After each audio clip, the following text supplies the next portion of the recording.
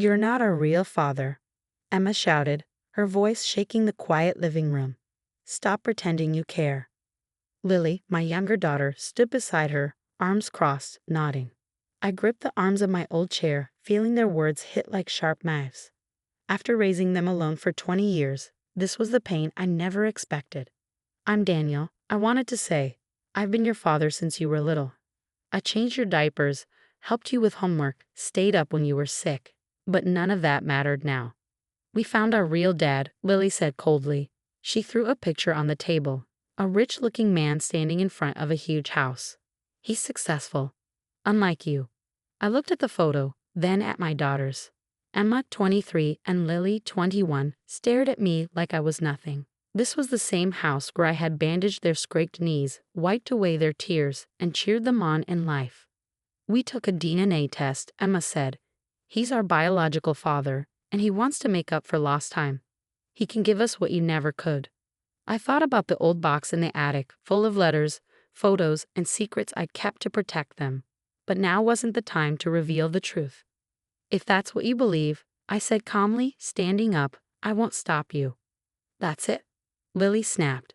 "You're not even going to fight for us? You can't fight for people who have already made up their minds," I answered. Emma grabbed her bag. "We're moving in with him. He's paying for our college. Something you could never afford." I watched as they packed, taking down family pictures from the walls. Had they been planning this for weeks? Maybe longer? "When you leave," I said softly, "take whatever you want. The house will be empty for a while anyway." Lily hesitated. "What do you mean?" "I got a job offer far away," I said. "Since you found your real father, there's nothing keeping me here." Emma scoffed. "Good. We don't need you pretending anymore." They left without looking back. I went to the attic, opening the box of truths they never asked for. Inside were police reports, letters, and proof of who their biological father really was. The kind of man he had been. The kind of man I had protected them from. But they weren't ready for that yet. That night, I made 3 calls. One to my lawyer, one to my friend at the police station, and one to accept my new job. My daughters would learn the truth someday. Maybe not now, maybe not soon, but eventually. As I packed up my life, I remembered something Emma once said when she was 6. "Even if you're not my real dad, you're my real father because you choose me every day." If only she remembered that now. The next morning, as I loaded the last box into my car, I took one last look at our home. The garden we planted, the driveway where they learned to ride bikes, the porch where we had laughed and dreamed. "Goodbye, girls," I whispered. "I hope you find what you're looking for." Deep down, I knew they would. And when they did, I would still be here, waiting. 3 months passed like a slow-motion replay of my worst moments. Each morning, I'd wake up in my new apartment in Seattle, check my phone for messages that never came, and try to build a life that didn't revolve around being a father. My lawyer, Michael, kept me updated. "They've tried to access their college funds," he told me during one of our weekly calls. "They seemed surprised to find out they couldn't without your signature." "And their real father?" I asked, staring out at the rain-soaked city skyline. "James Anderson." Michael's voice dripped with disgust. "Apparently isn't as wealthy as he pretended to be. The mansion was rented for photos, and his supposed business empire is more smoke and mirrors than substance." I closed my eyes, fighting the urge to jump on the next flight home. Have they figured it out yet? Not entirely, but they're starting to ask questions. The right ones. The first crack in their perfect new life appeared 6 weeks after I left. Emma called late one night, her voice small and uncertain. I let it go to voicemail. Daniel, she stumbled over the words. "Something's weird with James. He keeps asking about Mom's inheritance, about our trust funds. I know we said, call me back maybe." I didn't. A week later, Lily texted, "The house feels strange without your stupid dad jokes. James doesn't even know how I take my coffee." I saved the message but didn't respond. Then came the morning I'd been dreading and hoping for in equal measure. Michael called earlier than usual, his voice urgent. "They found out about James' past," he said without preamble.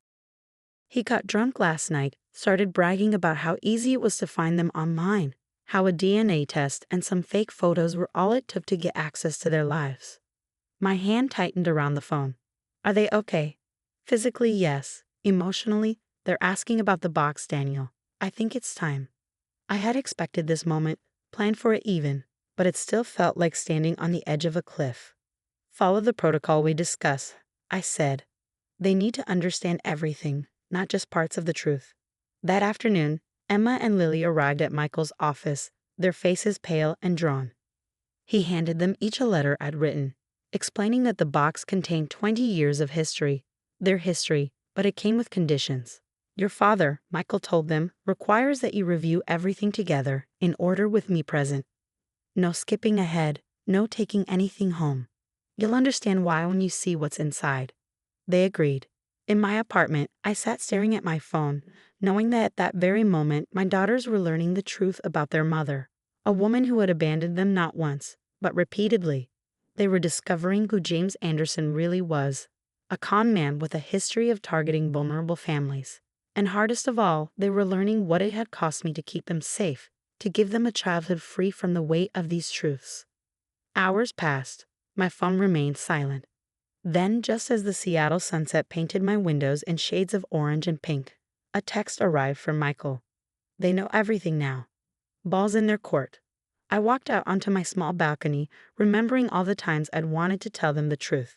When Emma had cried about not looking like me at age 12. When Lily had asked why we never talked about their mother during her 16th birthday. When they both insisted that finding their real father would fill the holes in their hearts. But I made a promise, to them, to myself, to my late wife, that I would protect them from these truths until they were ready to face them. My phone buzzed again. A message from Emma. Dad, we're so sorry. Please come home. Then Lily, we were wrong. So wrong. You're our real father. You always were. I let the tears fall freely now, 20 years of protected secrets finally finding their way into the light. But I didn't respond immediately. They needed time to process, to understand, to really grasp what it meant to choose family over biology. Instead, I sent a simple text to Michael. Take care of my girls. They know where to find me when they're ready. Because sometimes being a father means waiting for your children to find their way back to you, even when every instinct screams to run to them first. The rain started falling as night settled over Seattle. But for the first time in 3 months, I felt something like peace. They knew the truth now, all of it. The rest was up to them. I went inside, made a cup of coffee, and sat down to write one more letter, not of explanation or defense, but of forgiveness. Because that's what real fathers do. 2 weeks later, I was organizing my small home office when the doorbell rang. My heart skipped a beat. I knew who it would be before I even opened the door. There they stood, Emma and Lily, their eyes red from crying, clutching the photo albums I'd left behind. For a moment, none of us spoke. Then Emma stepped forward, her voice breaking. You kept every single drawing we ever made, she said, holding up a faded piece of paper with a child's scrawl. Even the ugly ones. They were never ugly to me, I replied softly. Lily launched herself into my arms, sobbing. We were so stupid, Dad, so incredibly stupid. I held her tight, opening my other arm for Emma, who hesitated only a second before joining our embrace. For a long moment, we just stood there, letting years of hurt and misunderstanding wash away with their tears. Inside, they settled on my couch, looking around at my modest apartment. Their eyes landed on the wall where I'd hung their photos, not just the perfect family portraits, but the messy, real moments. Lily with cake all over her face on her 5th birthday.